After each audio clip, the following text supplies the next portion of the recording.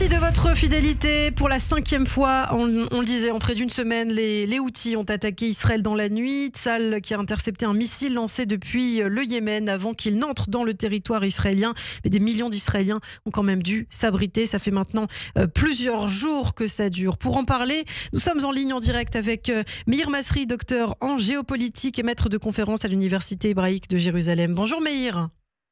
Bonjour chère Ilana. Merci beaucoup d'être avec nous ce matin sur Radio J. Alors on l'a dit, une nouvelle attaque des Houthis et surtout des frappes d'Israël. Hier, pour la 4e fois consécutive, Israël qui a revendiqué des frappes sur des cibles stratégiques au Yémen. Alors est-ce que ces actions sont purement défensives, Meir, ou elles s'inscrivent dans une stratégie plus large de dissuasion face aux rebelles Houthis du Yémen ? Alors, elles s'inscrivent dans une stratégie beaucoup plus large visant à endiguer l'influence, l'expansion de l'influence iranienne et de l'hégémonie iranienne dans la région. Et il faut dire aussi que tout cela se passe dans la plus grande coordination avec les États-Unis, mais aussi avec plusieurs acteurs régionaux. Arabie Saoudite en tête, parce que la menace Houthi est du coup une menace stratégique pour l'Arabie Saoudite, pour les Émirats Arabes Unis, pour l'ensemble de la communauté du Golfe, qui n'a pas du tout intérêt à ce que la situation perdure. D'abord parce que c'est une menace directe pour le régime, mais aussi pour leurs intérêts économiques, compte tenu de la menace que fait peser cette milice yéménite pro-iranienne sur l'économie mondiale, avec le contrôle donc des détroits en mer Rouge.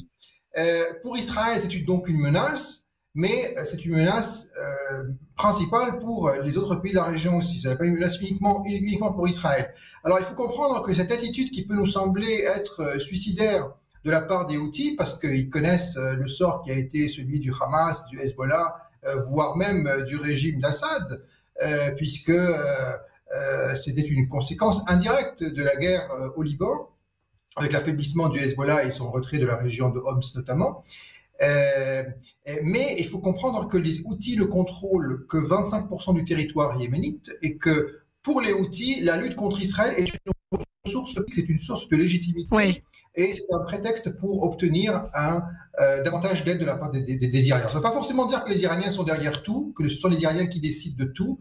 Il y a une marge de manœuvre accordée aux Houthis, qui ne sont pas des enfants très disciplinés de l'Iran, mais les Houthis en profitent pour engager l'Iran dans un bras de fer encore plus affirmé contre Israël et obtenir davantage d'aide et de ressources. Alors justement, la question se pose et s'est posée ces derniers jours. Certains sont favorables pour frapper directement l'Iran, le chef du Mossad notamment, David Barnea, mais certains attendent l'arrivée de Donald Trump à la Maison-Blanche, notamment Benjamin Netanyahou, de ce qu'on comprend, en tout cas entre les lignes quand on lit la presse israélienne. Ça vous paraît opportun de frapper l'Iran, Meir ? Bien sûr, parce que frapper l'Iran, ça veut dire quoi frapper l'Iran?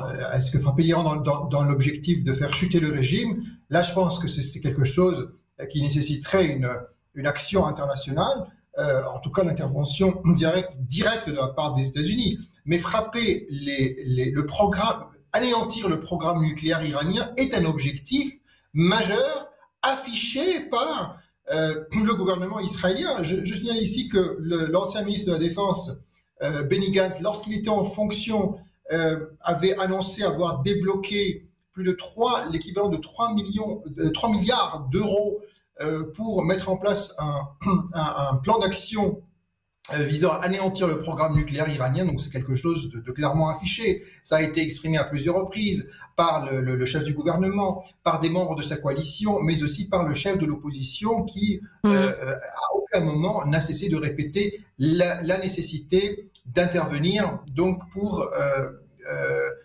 mettre un terme à ce programme qui est pour le coup une menace stratégique pour Israël, qu'Israël ne pourra en aucun cas supporter que l'Iran ne devienne une force ni nucléaire, ni une force de seuil. Ça veut dire un pays qui soit en mesure à tout moment de devenir nucléaire, ce qui serait insupportable naturellement pour Israël. Alors pendant ce temps, par ailleurs, les négociations pour la libération des otages, on peut le dire, patinent. Les familles d'otages appellent à un grand rassemblement demain soir, notamment. Benjamin Netanyahou, lui, s'est défendu d'être à l'origine de l'échec de ces négociations. D'ailleurs, des terroristes sont toujours en place dans la bande de Gaza, continuent d'attaquer des soldats israéliens qui doivent se battre, hein, vous le savez très bien, Meir.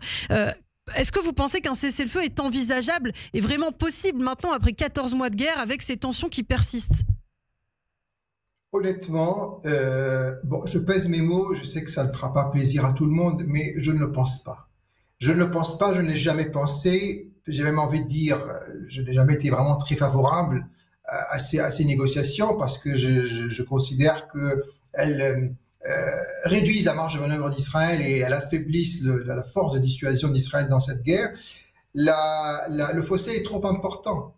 Que demande le Hamas? Le Hamas exige, le Hamas étant une organisation terroriste qui contrôlait la bande de Gaza avant la guerre et qui est responsable de la situation dans laquelle on se trouve aujourd'hui, exige quoi? Exige le retrait militaire d'Israël, en tout cas des positions les plus stratégiques de la bande de Gaza, et un engagement à se retirer totalement après la guerre. Et ça veut dire que le Hamas resterait au pouvoir donc, dans cette configuration-là, qu'Israël aura fait tous ses sacrifices pour rien. Réoccuper ces territoires coûterait très cher, même sur le plan humain. Oui. Donc, je ne pense pas que ce soit très, très réaliste, si vous voulez. Mais bon, après, la coercition à payer, il est clair que sans les pressions maximales qui ont été exercées au début de la guerre, jamais la première vague de libération n'aurait eu lieu au mois de novembre 2023. Il y a eu également un nombre important d'otages qui ont été libérés par la force. Je pense que c'est pour le moment la voie qui me semble être la plus réaliste et la plus opportune pour Israël. Alors, il ne reste plus beaucoup de temps, Mir Masri, mais je voulais aussi vous faire réagir évidemment à ce qui se passe en Syrie. Israël qui va rester aussi sur le territoire syrien dans cette fameuse zone tampon tout l'hiver, ça a été annoncé. C'est une présence nécessaire selon vous?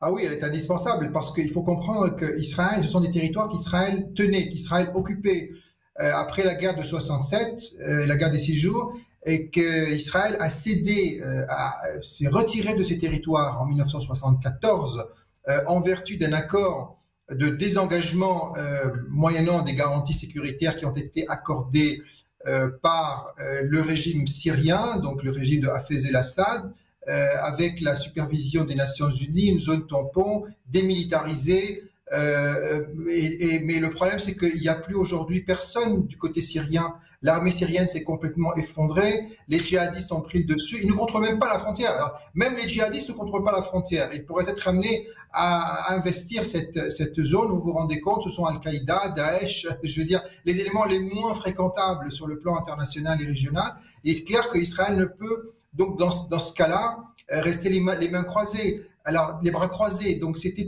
nécessaire de mon point de vue, effectivement, de revenir sur l'accord de 74 jusqu'à ce qu'il y ait quelqu'un de l'autre côté qui puisse bien garantir clairement la sécurité sur la frontière. Eh bien, merci beaucoup, Mir Masri. Merci d'avoir réagi ce matin sur Radio J, d'avoir été avec nous, docteur en géopolitique. On vous retrouve, je l'espère, très bientôt sur cette antenne. À bientôt. Radio J. Le 6-9, Ilana Ferradian. 6h15, l'information avec Etanit Belaïch. Bonjour Etanit. Bonjour Ilana, bonjour à tous. Les Houthis ont à nouveau attaqué